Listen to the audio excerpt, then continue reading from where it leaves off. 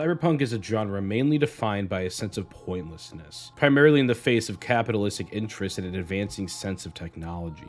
Technology that often continues to create an ever-increasing gap between the rich and the poor, while also enticing the latter into a world of hyper-controlled non-reality. For us, this is essentially all the metaverse is really trying to accomplish and what your phone is doing to you right now, giving you a sense of partial consciousness transplantation, as I call it, which for an actual explanation, you're just going to have to watch this video here, after this one is over, of course. Now, if these words sound familiar to you, then you've already watched my Cyberpunk Edgerunners video, and you're probably wondering why I'm saying all this again. If you haven't heard all this, just skip this section with the chapters or this timestamp here.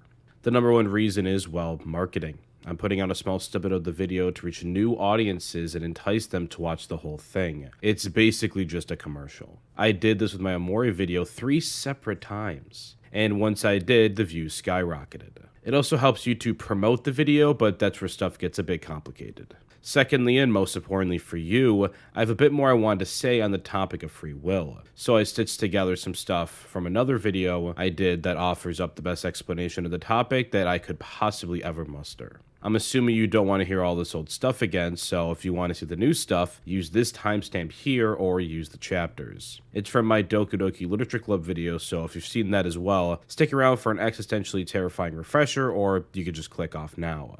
Thank you as always for getting this far. Now, back to the show. For those in the world of Cyberpunk 2077 and Edgerunners, this comes primarily in the form of cybernetic enhancements, or chrome. This stuff is everywhere within the setting. This, in the case of our main cast, leads them into a world of crime, another mainstay of capitalistic cultures. To best analyze this, let's look at episode 6 and primarily at Maine. The opening scene of him running in the desert is probably a perfect representation of his hopelessness. He lives in a city that constantly talks about dreams, in a society that constantly pumps into his brain the endless possibilities that even someone like him can achieve. Something like brain dance isn't dissimilar to our social media, in that it makes us seek joy in the lives of others in a non-reality. This dichotomy then, as it always seems to do, makes us yearn for power in our personal lives, so that we may have the freedom to pursue the dreams that we want, the dreams that we see, the dreams that others are clearly achieving. Why not us then? If this really is the city of dreams, then why am I so unhappy? Of course, Maine is running through an empty desert with seemingly no end in sight. There are no answers here. As the radio broadcaster talks about traffic, about a difference between regular people and those others, perhaps Maine, having seemingly been brought up impoverished, sees himself in the latter. Perhaps even he feels disgusted with himself for something that he has no control over. He wants that control. And as he stands before a line in the road, a distinct separation between the dirty, worn-down sand and a new side of pure, unsoiled sand, he thinks about dreams. He thinks about being on that other side and how he might be able to get there. And just then, he hears the lines that may be able to lead him there. Never fear the risk. You'll never make it big dreaming quiet, dreaming small. And as I looked at Maine's face, drawn with such hyper-realistic detail and unique lighting effects that I knew this was a big moment, I saw in him a decision to become a Night City legend, to dream big, to try and cross that line. It always did confuse me a bit why Maine and then David wouldn't just cut down on the chrome. I mean, they surely realized they were going to die or go cyber psycho, yet they just kept going. Why? Sure, if they cut down on the cybernetics, then they would be far less effective cyberpunks, but does that benefit really outweigh their own lives? Well, I think that answer for Maine, and we'll be talking about David more in a bit, lies entirely in this opening scene. A major theme of the anime is that life truly is about more than dreams. That the most important thing is living with those you love. The tragedy of the story then is that seemingly nobody gets that. For them, and Maine especially, that grandiose dream is everything. And honestly, as frustrating as it is from an outsider's perspective, are we really that much different? Grind in your 20s, build in your 30s, live in your 40s. I've heard that phrase passed around from every faux millionaire Instagram page for years now. And while it's so incredibly on the nose that almost everybody's gonna make fun of it, we all live in a fairly similar lifestyle, usually without even realizing it. We all have our dreams, some of which are drip-fed to us from an early age. Hearing stories about men like Rockefeller being told we can rise up the ranks with our own merit. Even I, someone who believes the situation is much more nuanced than that and honestly kinda hopeless, I'm still making this video. To be honest, I don't even feel like writing this script right now. I'd rather go get an egg and cheese than an everything bagel, but instead I'm putting the time aside to grind this out. While working on my film, I sacrificed a ton of time that I could have spent hanging out with friends, or actually finishing ReZero Season 2, but I didn't. Because I have a dream that I've been told I can accomplish, despite everything. Some of us even work ourselves into the ground, not even enjoying life at all for years, sometimes whole decades, just to chase that dream. While certainly not as dramatic as something like cyberpsychosis, we all do this in some form or another. Now, let's look at heavily impoverished neighborhoods. Part of the reason crime rates are so high is this pursuit of wealth without any of the viable means to achieve it. Even David, who was receiving a proper education, was shunned and ostracized, made to feel like he didn't belong there. He probably did think that, honestly. While I'm certainly not justifying crime and violence, it's obviously the wrong thing to do. People have a natural tendency to want power, control, and the reason for both of those things, freedom. I talked about this extensively in my Arcane video, but this is also a huge reason why drugs are such an issue in these neighborhoods. People are hopeless, yet still hopeful. They are without means, yet still dream. Drugs and violence can serve as both escapism from this situation, but seemingly the only viable way that people see to escape from those limited means, to rise up. Well, then it's sports, which is a whole different beast that much more qualified people have already discussed in other videos. Links in the description. Living in a capitalistic society almost always means these people won't get the help they need, especially when the education system is broken and relies on something like property tax, which poor neighborhoods obviously won't have a lot of, which makes for a bad education system and leads to little job opportunities, which leads to low local property taxes, which leads to, okay, yep, this got me ranting. In the world of Cyberpunk, this issue is especially egregious, which leads to the extremely high crime rates. If even well-off people already sacrifice part of their lives to pursue dreams, then you can only imagine what people with little to no financial options will do. For those like Maine and David, the dream quite literally outweighs the value they put on their lives. And that's a point we'll be driving home in the next section. As Maine says specifically to David, keep running. Even if it's the end for him, this dream, this abstract, probably pointless dream, can live on through David. I'm honestly not sure if it's freedom or money or overthrowing the elite or just violence. I don't think even the characters know. Honestly, I think it all just ends up being the same anyway. Perhaps it's just something we believe in to keep us sane in this insane world. But for me, Maine's face here and then here says it all. Cyberpunk Edgerunners understands this confusion. It just simply gets the weight of this emotional turmoil. And I'm sure of this because of the immaculate shot composition for these faces. I can't even explain fully what makes them so great, but the static look mixed with the hyper-realistic facial features just makes everything freeze. It's one of those world-ending moments for me. It just stands out so drastically from the aesthetics of the rest of the show, as if all the immense weight is bearing down all at a singular tragic, yet almost beautifully ethereal moment. The dream and the pointlessness of it all is captured in a single shot. For Maine specifically, we see the start of the journey and then the bitter end. I know that Trigger understands this. I just do. Now take everything I just said and crank that up to 1,000,000, baby. As Lucy and David silently drive in the thruway, reflecting on everything that just happened, the sun rises up. Perhaps the beginning of a new journey. And then we see David's face, the static look with movement limited to the eyes. And we see all we need to. The trauma of this moment, all crashing into David's mind at once. The violence, the bloodshed, the cyberpsychosis. The literally perfect shot composition portrays all of this in a way that I have never seen before in my life. We are left to question what the entire point of all of this was. Perhaps David is too. And as a singular drop of water streams down his face with all the fluidity in the world, he remains completely still. Perhaps symbolizing that through all this confusion, he will remain steadfast in the Edgerunner pursuit of this dream. He will be moved emotionally, of course, but his life will not. He is endlessly stuck in this moment, this dream, all while life flows down him. Trigger understands the weight of this. Since the very beginning of the story, and I'm assuming at the beginning of his life, David was always both told and shown, more importantly, that his life had little, if any, value. Even aside from being a smart enough kid to recognize the hopelessness that permeated his entire neighborhood and see how the capitalist system of the city exploits him and his people, we can see times where David is explicitly shown that his very life doesn't matter. The most obvious is in school, where the other kids at best ignore his existence, but at worst actively bemoan it, or even devalue him through bullying.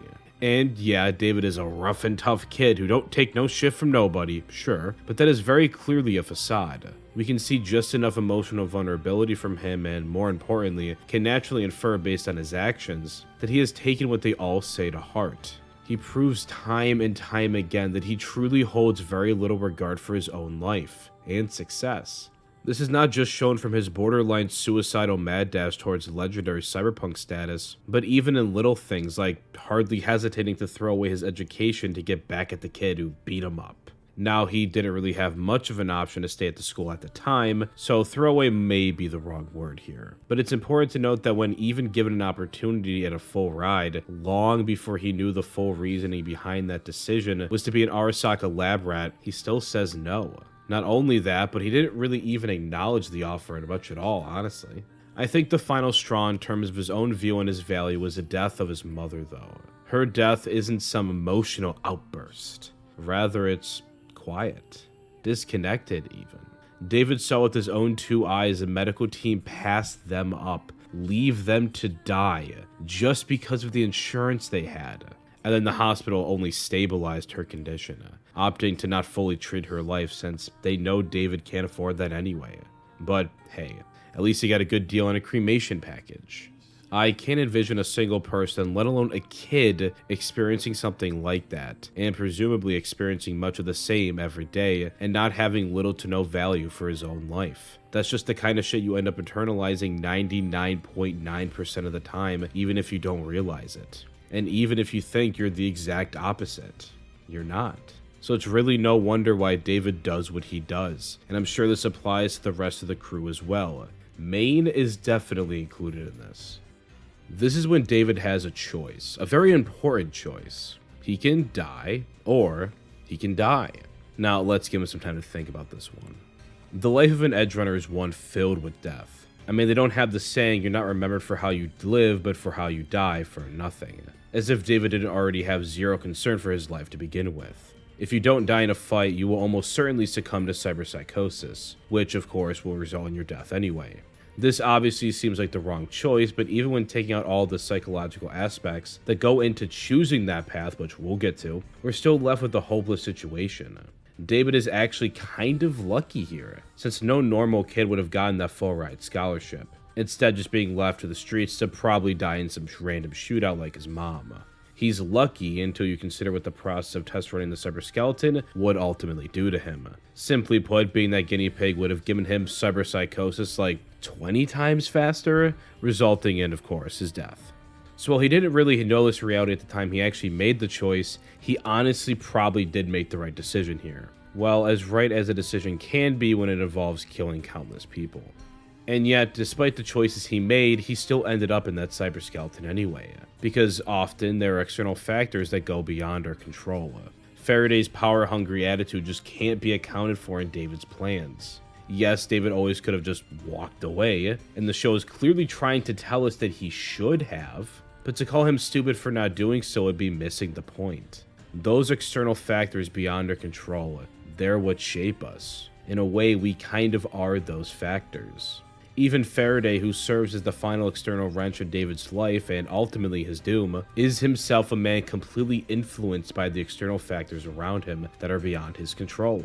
Edgerunners goes out of its way to show how different he is from the actual corpos. How his desperate scramble for wealth and power is compared to the relaxed, honestly indifferent attitude of the corpos who are actually in power. They see Faraday as nothing more than a dog, just as Faraday sees David. If he had been born into different circumstances, his entire attitude here would be completely different. He also wouldn't even be Faraday.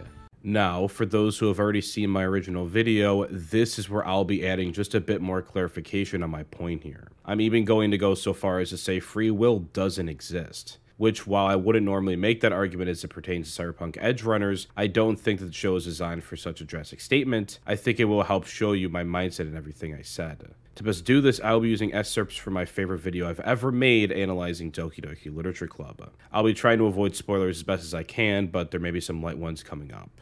Now, without further ado, we're going to do a little thought experiment. I want you to imagine your goals in life while I discuss mine. I want to be a writer of many different sorts. Poetry, novels, screenplays, you name it.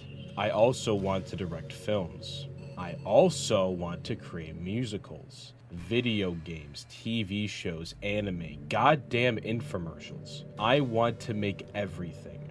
I also want to work at a toll booth. In fact, I have a very strange desire to live in a toll booth. As you can see, I want to do a lot of things, and I can imagine my life going in many different directions at once.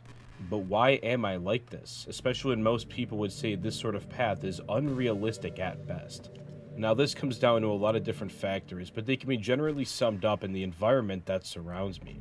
I want to be a writer because reading was the only way I could fill the void left in my middle school self due to the fact that, well, I had no friends. While reading more mature books gave me a false sense of superiority that helped me feel better about my situation. Once all the negative connotations of this degraded over time, I was left with an innate love of writing. Especially when I began writing poetry a bit later in life to help process my emotions. Perhaps it's not even a love, but something I just fundamentally have to do. My natural sense of aesthetics and symmetry led me to admire profound directorial works like End of Evangelion and 2001: A Space Odyssey. And when paired with my already deep passion for writing, it led me to want to create films. I also was not born like many other people, and find that my line of thinking differs pretty heavily from most others around me. And while I won't get too into it, it's a philosophy that made for the most cringeworthy paragraph I have ever written, making an appearance in my high school senior reflection paper. I pray to God that the essay will never surface. But this difference from others is certainly something I was naturally born with, which helped lead not only into the sense of aesthetics that I just discussed, but also has enabled me to look at this path I want to take my life on without the reasonable apprehension that normally comes with it. That is why I am able to say that I want to be so many things, especially when paired with the fact that my parents have never been strict about what I want to do with my life. Perhaps I want to live in a tow booth because I traveled a lot as a child by car, and am in love with the sense of constantly moving forward. I love rest stops for a similar reason and find it to be a place where dozens of people all going in different directions can converge for a single poetic moment in time. While I won't go over why I want to be or do all of these things for the sake of time, I think it should be clear that I only have these desires because of the environment I was raised into, as well as the structures of my mind that I had absolutely no control over. I don't want to be, say, an airplane pilot because I'm naturally scared of heights, and because we always drove to Disney World, never flew. You can't know or want something that you haven't already been exposed to.